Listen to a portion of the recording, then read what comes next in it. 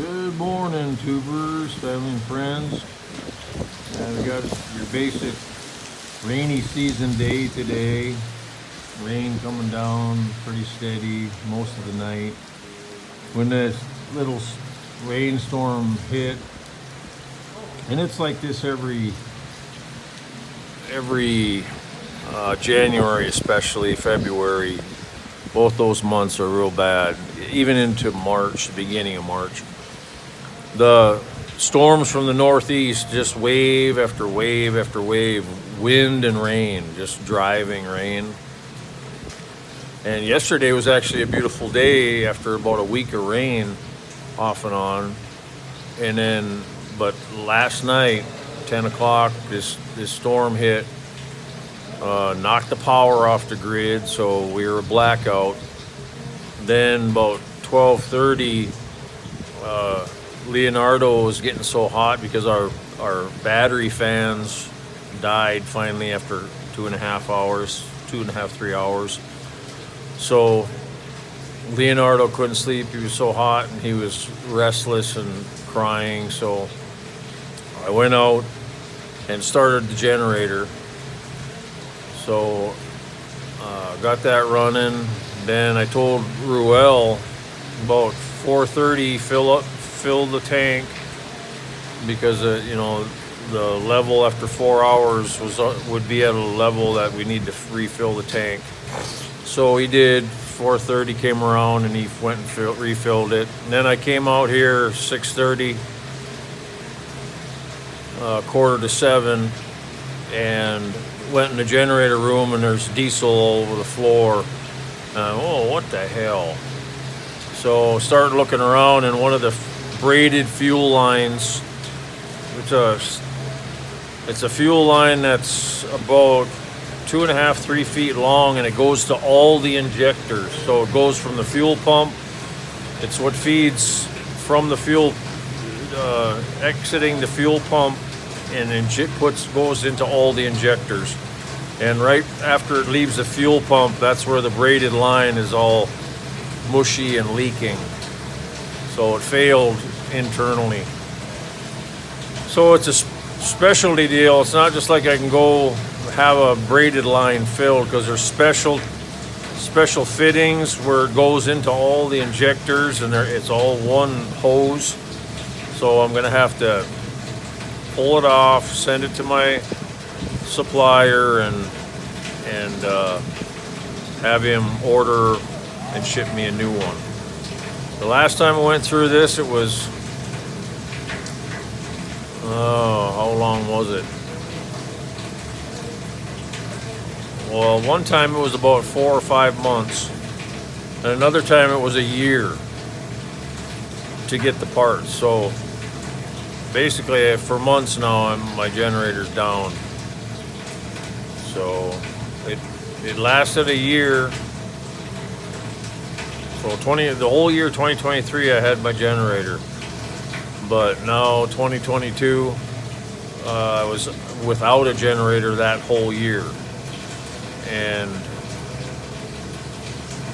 so, yeah, good luck to me. So I'll get working on that this afternoon and remove that part and ship it to my vendor supplier in CDO, which is the second biggest city in Mindanao. It's Cadian-de-Oro, which I call it CDO for short. So, and we were just there, right, to Iligan City is like 3/4 of the way to that place. So if this would have happened a week before, then I would have had it with me and I could have brought it right to the vendor. But that's the way it is. So I'll show you guys it just real quick, the part that failed. And this is the third time in, let's see, 5 years that I've had a breakdown on this thing. It's from China, of course. I knew I'd have problems with it, but it was, a tenth of the price, a tenth to 1/4 of the price that for a German or a Japanese or a American-made generator. So it was a no-brainer that I figured, well, I'm just going to have to go through the pain of breakdowns for paying, less than a quarter of the price, which was still 300 and some thousand pesos I had to pay for this 12 kW generator, 12 kW. And when it's running, it runs fine, it works great, but now it's really starting to have problems. So here's the problem I had right here last night. This braided wire, I don't know if you can see, it's kind of dark in here, I don't have any. Right here is where it failed.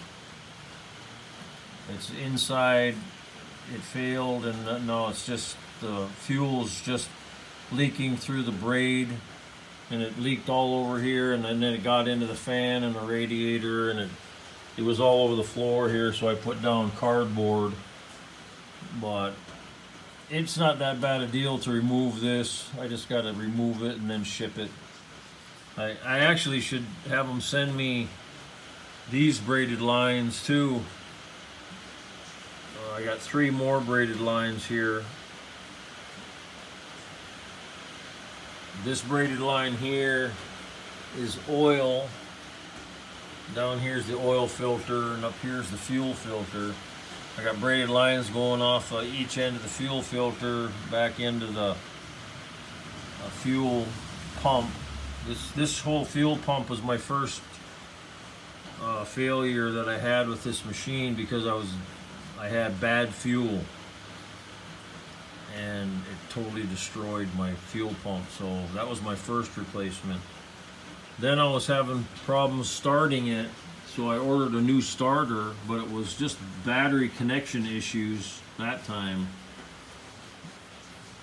because of these terrible terminals that come with it. It's really a non-electrical conducting terminal.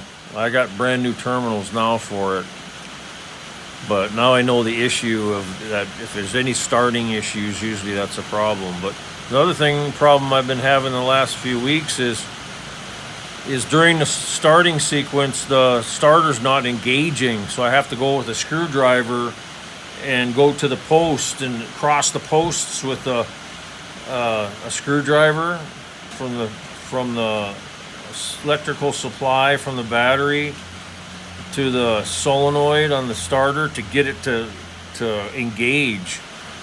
So I don't know what's going on with that. I'll replace these. I'm waiting on parts here for this fuel line.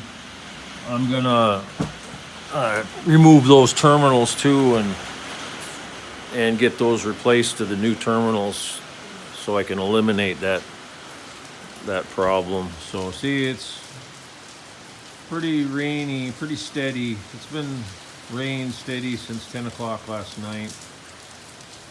It's pretty normal here in the deep jungle this time of year. So anyways,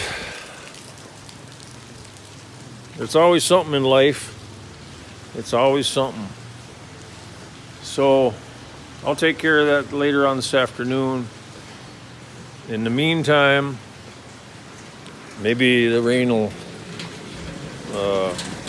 stop here. And I'm just sitting here poolside with John swimming.